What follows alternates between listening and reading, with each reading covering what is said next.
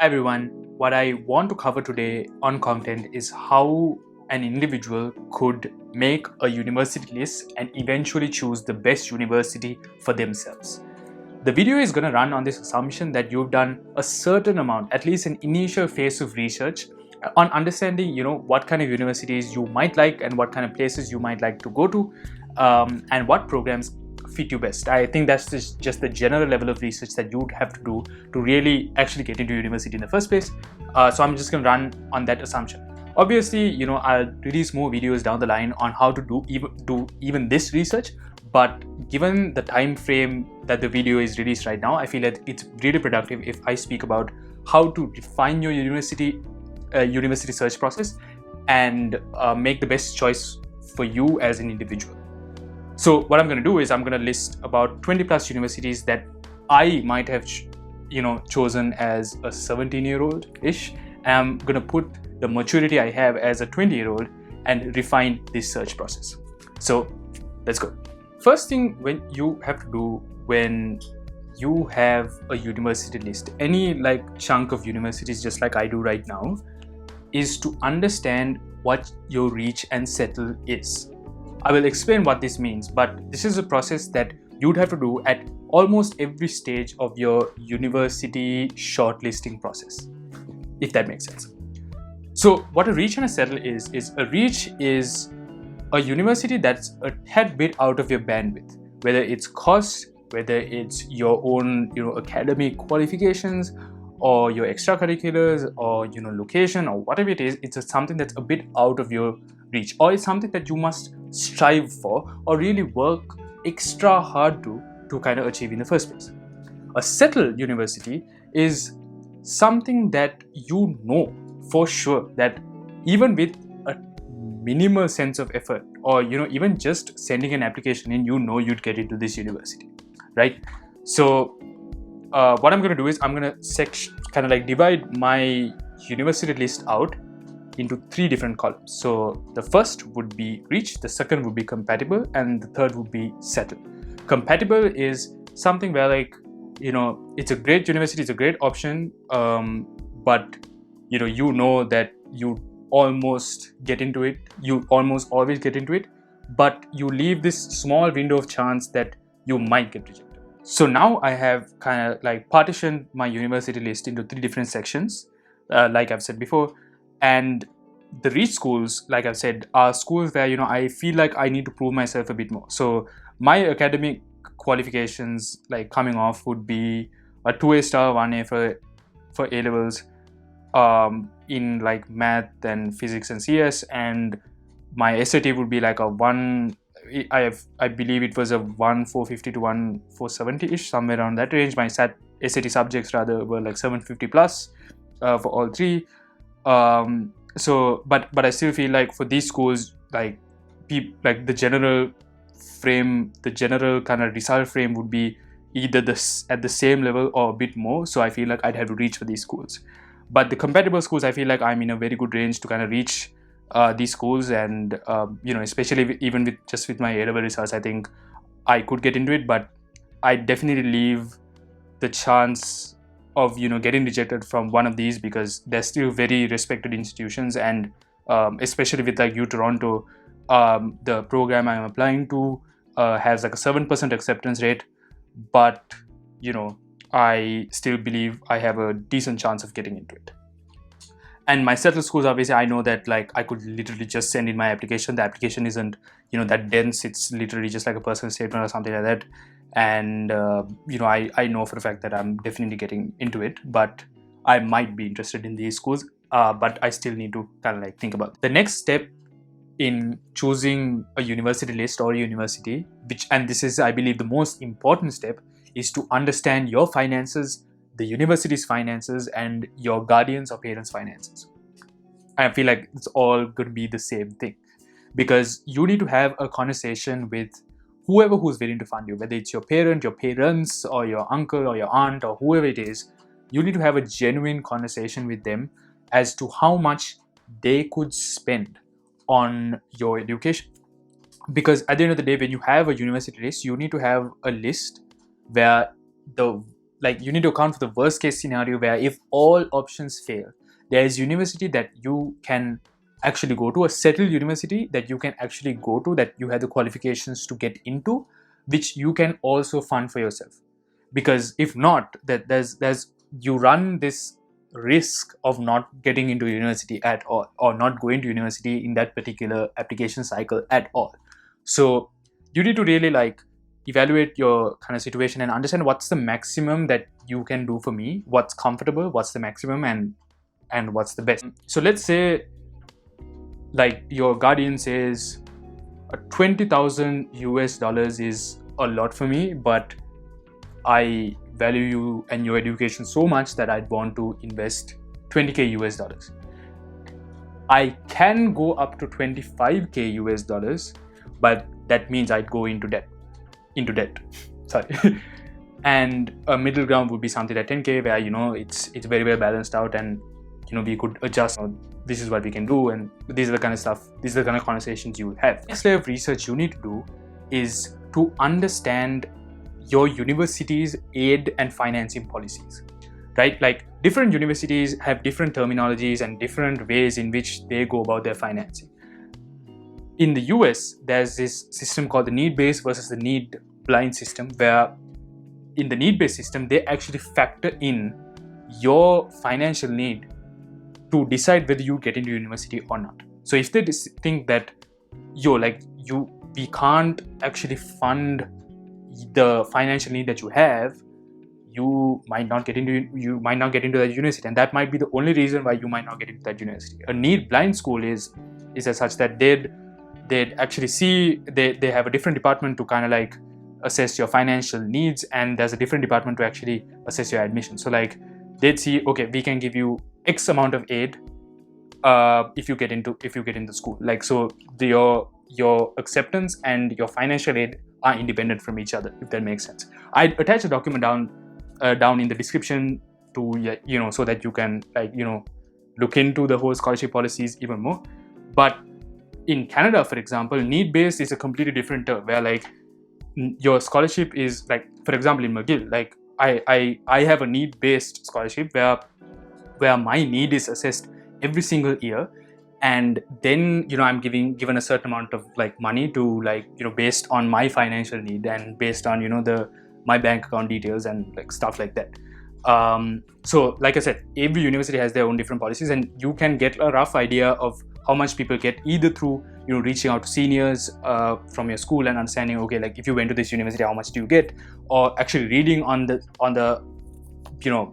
university's like page on like how much they're willing to give and things like that. And it's very much out there, and you can definitely get more information about it. And another thing that people should consider doing is understanding the advanced credit systems that each university have.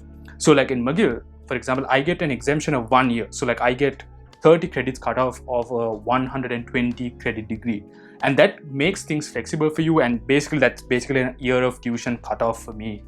And yeah, like I don't have to pay that money, and if not, I could just like spread out the courses across 4 years and do it accordingly. I could graduate early, I could do whatever I want with that respective margin.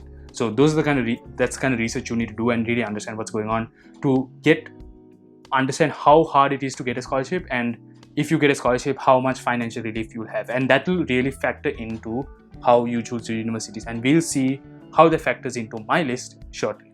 If you see the notes I've made on like the pricing and whatnot, like certain schools like Stanford, like it doesn't make any sense for me to apply because this is a need-based scholarship firm for international students, and it's already extremely hard to get in. Even they have like a 3% acceptance rate, for example, and it doesn't make sense for me to have it around my university list, and it's just not practical at all. And even having like a school like NYU, like it's a need-based school, but like they're not as generous with their aid, so like there's no point in applying to like NYU in North America. But there is a branch in Abu Dhabi which actually gives a certain amount, like a large summer scholarship. Like I've had so many people get like full scholarships to this university, but it will still remain as a re-school because it's extremely hard to get into. The other thing would be like Berkeley, like it's compatible, but it's extremely expensive. I literally have to sell a kidney to get in there. I like, I don't know, like I don't even, I like, they don't even give scholarships like as much, so I'd have to like cut them off. Everything else looks good. U Toronto is I think I'd have to move U Toronto to a Reed school because it's based on the Leicester BPSN scholarship, and that's a very selective procedure. I still think I'm very qualified for the Leicester BPSN scholarship. I am seeing the candidates who get in, and I think my profile is pretty strong. And I actually have an email from U Toronto that says I am a strong candidate for it. But I still leave it as a Reed school just to not be delusional and just to not keep my hopes way too high. When it comes to other schools, I think University of, like the ones in Australia, I don't think they are very good financing options for me personally. It doesn't really add up for me personally, but I think I still can afford it based on like the part-time work that people do, and possible like there is a chance for scholarships. So like I'm still gonna leave it at settle, but like I'm not too sure how the financing is gonna go, but I might have to do more research on that. So yeah, I think this is where the financing kind of like background is right now. So like you see, I had to understand what the scholarships kind of like situation was like, and I had to understand what the costs were, and I had to cut down on a lot of universities based on the chances that I have to actually get into that and what they would actually offer me in terms of financing. I actually spoke to my followers on content, the Instagram account, and I asked people what they looked into when they were kind of choosing a university. And these are a few very interesting answers that I've gotten. I hope I'm covering most of them at least. But what I really want to emphasize through this is that these responses indicate there are a lot of other factors that people need to look into when it comes to choosing a university. And prestige and ranking isn't necessarily the best way to look into your university decision, right? A lot of people kind of go to like a QS ranking system or something like that, and they just look at the top 100 universities and they just choose whatever, right? This doesn't give you like a good picture, because I feel like a lot of university rankings are based on the university's master's program, and most of my viewers are either undergrad students or people who want to get into industry. And the thing is with that ranking is that it's based on either your research or the research that the university puts out, and the amount of like awards that a university gets on an academic level, for example, to me doesn't really matter that much. What matters to me mostly is what companies are interested in, what companies are around this school, what companies are like targeting this school, what opportunities do certain alumni get, and like things like that. To me, like that's what's important, like the industry like experience of like what's the internship program like, and activities do you have in university to kind of like ensure that my skill set has increased. What options do you give for students in terms of like part-time work or full-time work? Do you have something like a co-op program set up? Like things like that are important to me. But these factors, these external factors, it changes from one person to the other. But for some people, like, and I think I should have even considered this a bit more seriously, that the weather and how sunny it is, and like what the temperature is like, and what activities will be permitted for me personally during this kind of like this season. Those kind of things matter. The other thing, and I think this matters to me too, is the academic culture in these universities. I think some universities are very like laid back, even though they might challenge you in certain domains. There are some universities that like they're very, very academically intense. I would say McGill is more academically intense than I thought it would be. But I thought my dream school in Canada was U Toronto, and the academic intensity there is like off the charts. And like there are stories where like people people like just like they just flat out just feel very depressed in certain universities, that this where the academic intensity is too intense. And I think, of course, there are certain success stories in these universities, but like for me, someone like me, like something that's too academically intense, where like it's just like the academic intensity is so high that you need to put so much extra effort to kind of keep up with something. That's not an ideal environment for me. Like, so even though I thought Toronto was my dream school in Canada, I realized that McGill was a better middle ground. But I also realized that I didn't do enough research in the Canadian setting, that I should have applied to University of Waterloo, and I actually didn't, because that's not as famous in, like, the Sri Lankan setting. So once again, something to remember is prestige and honor or whatever that comes with university. It's also very subjective, and it's like it really depends on who you're surrounded with also, because that's what prestige really comes down to, right? How this university is inferred. But I'd obviously go into like these factors down the line, but always remember that there are more things to consider, like when thinking about university. So when I look at my list right now, I noticed that NUS and HKUST aren't necessarily universities that I might enjoy being in. I actually know students who went to it recently, and I think those students are very much more academically in love with, like, their respective subjects than I am. I'm much more industry related, and I think it doesn't really make sense for me to apply, seeing that my results aren't like really like on a competitive margin either, even though these schools give it. So I think I need to cut in US and HKUST off. In terms of like my Australian options that I've selected, I've also realized that I feel like Australia is a bit of a comfort zone for me, because I know way too many people there, and I want to have a situation where I don't like stick into a comfort zone where I need a lot of people. I want to be alone and figure myself out alone, and seek my own level of mentorship, and win at my own pace at my own time, and really discover myself alone, completely devoid from any experiences I've had in high school. So and when it comes to financing and things like that, and when it comes to the industry, I want to be in the most competitive industry in the world, and that's in North America. So I don't think I necessarily enjoy going to Australia, and since I have certain schools that I might get into, I think I'm going to cut off my options in Australia, and even in New Zealand. I think I feel like I need to put more options in North America to actually like be much more comfortable with my university list. So I'm going to cut off Auckland too. Yale and US, I would say, is a much like it's more doable for someone like me, even though it is in NUS. I think it's a liberal arts college, and I think I have more flexibility, and I think it'll not be as academically intense as something like an NUS, like a computer science degree in NUS.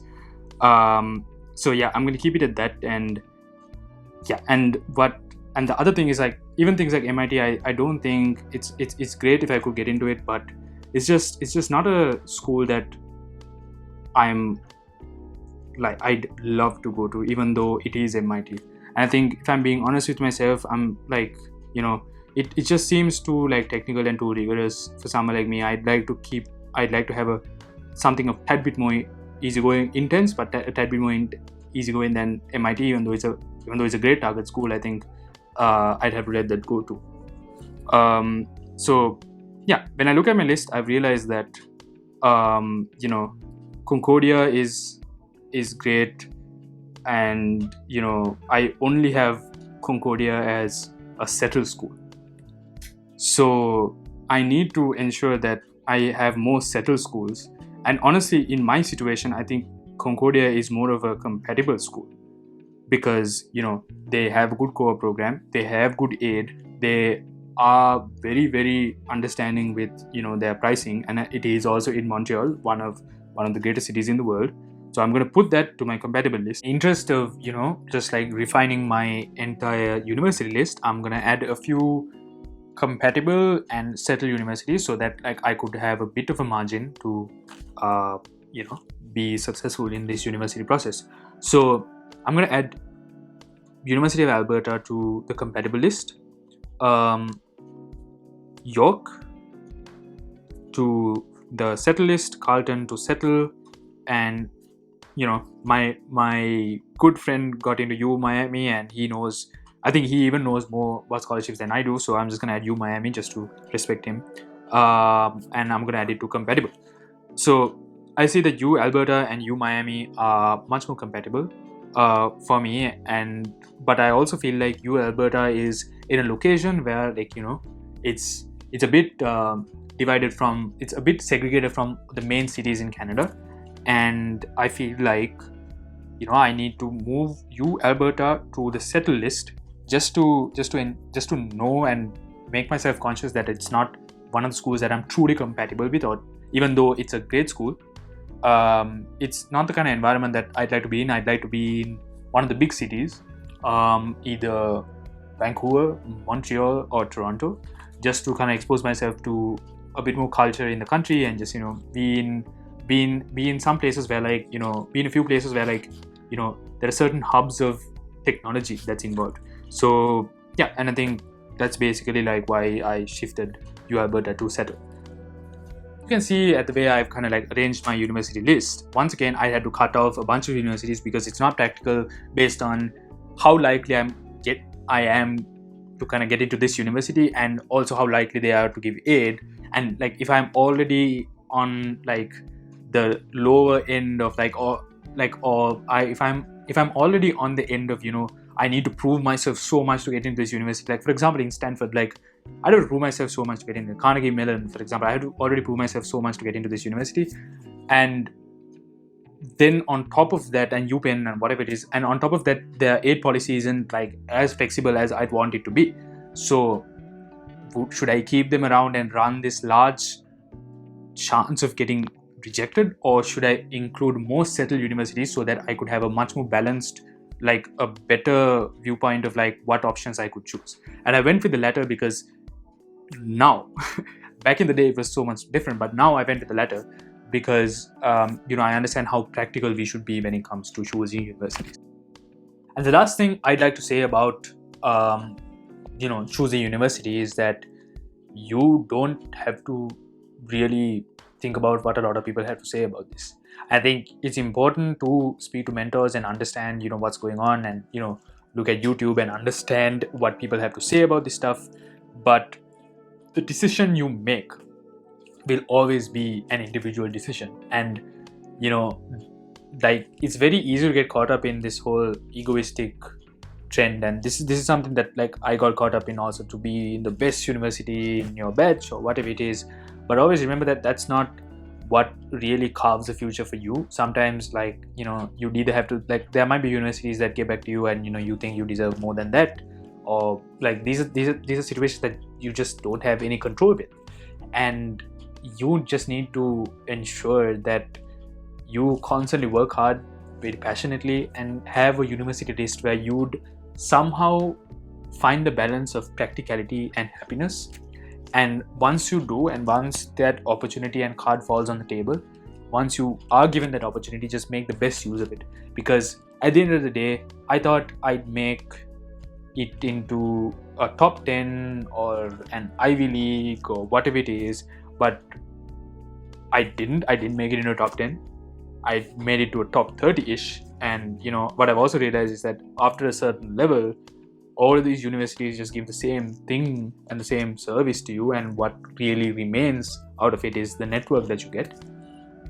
But after multiple hackathon wins, multiple club positions, 4 internships confirmed in less than 4 semesters, I don't know, what else did I do? Bunch of projects, outreach, volunteering, whatever it is, like all the stuff I've done over the last 2 years, I've just realized that I might not be in an Ivy League school, but I'm going to be in a league of my own. And I think that's what you need to remember, that people might speak about the university in a certain way and might put certain places and institutions on a pedestal, but you can be the person that makes an address famous, and not let yourself be famous because of an address, if that makes any sort of sense. So definitely stick to the journey, stick to the process, and just control what you can control, and the rest will definitely come out very good for you. That's basically all I have to say with this presentation, and I hope you enjoyed the video, and I hope you understood how you can kind of like narrow down your situation.